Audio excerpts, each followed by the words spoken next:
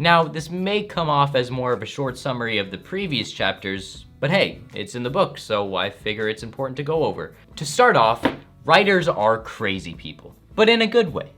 Most writers take months, even years, to come up with a sturdy and satisfactory piece of work. In that time, they focus on the big picture and the little details, being sure to weave their thoughts and ideas into a comprehensive whole. There are several symbols, archetypes, and intertextual references that can be occurring in a piece of text at once. To start off, let's answer the big question. Does he mean that? Or can he really be implementing all of these literary tools at once? The answer is, I don't know. But most of the time, the answer is yes. Sometimes writers attempt to control everything in their work. These writers are known as intentionalists. Every literary tool and effect that their words have on a reader is 100% intentional. Hence the word intentionalists. Most intentionalist writers are from the modernist period, a philosophical and art movement in the late 19th and 20th centuries. T.S. Eliot, one intentionalist writer, in an essay called Ulysses, Order and Myth, claims that the narrative method of writing is old, and that modern writers should use the mythic method of writing. Mythic fiction is literature that draws from the tropes, themes, and symbolism of myth, legend, folklore, and fairy tales. It also allows writers and artists to show the gap between past and present. By using and expressing the mythic method of writing in their works, writers started to pay more close attention to the deeper meaning of their stories and every detail in their literature.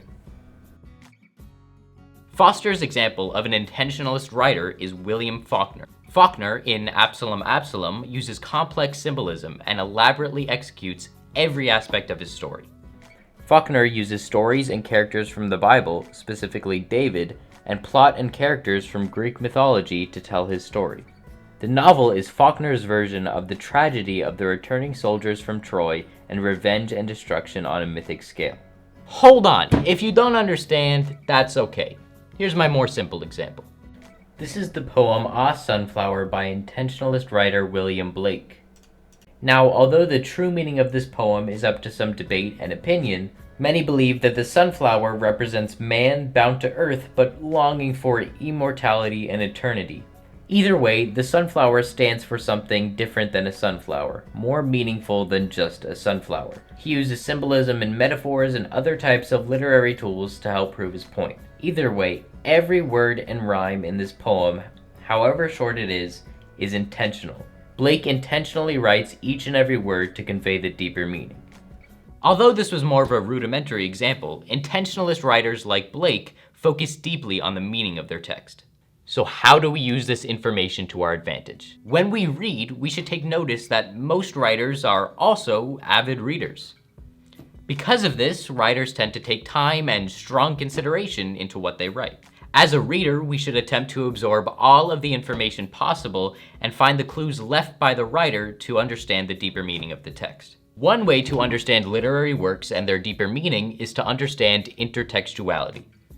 The idea that every literary work is connected to and grows off of other literary works. One example of intertextuality can be seen in the Lego Movie and The Matrix. Both lead characters are living a normal life when suddenly struck by the fact that they are the chosen one and have to save everyone else. Back from the dead, Bukowski? Well, you're too late! Skeletrons, get him!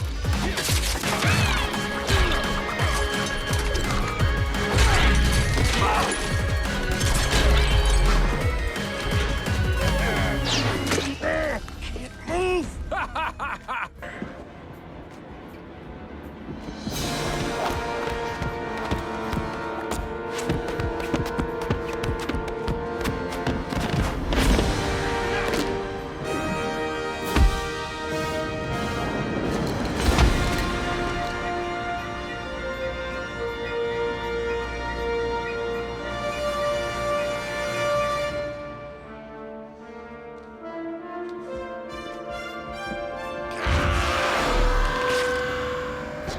Although these different movies differ greatly in the way that they are produced and put together, the basic plot remains similar. Now, obviously, Neo and Emmett are very different people. Or are they?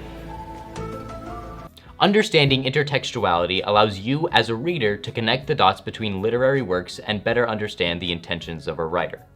Although we may never truly understand every literary device and tool and deeper meaning in a piece of literature, we should definitely try our best as a reader to read carefully, read between the lines, and get the idea that the author is trying to convey.